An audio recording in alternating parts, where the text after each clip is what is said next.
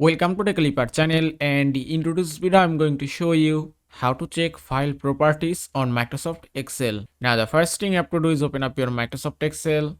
After that, just open any document. Now if you want to check this document or file properties, just click on file option and then click on info, and here at the corner you can find properties option. You can see file size, file title, text, categories. Also here you can find release dates, last modified, created.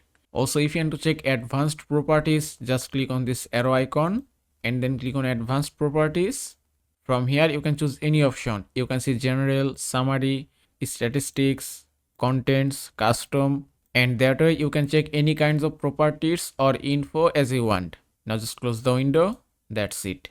And that is how you can check file properties on Microsoft Excel. I hope this video was helpful. If it was, please give it a thumbs up and don't forget to subscribe.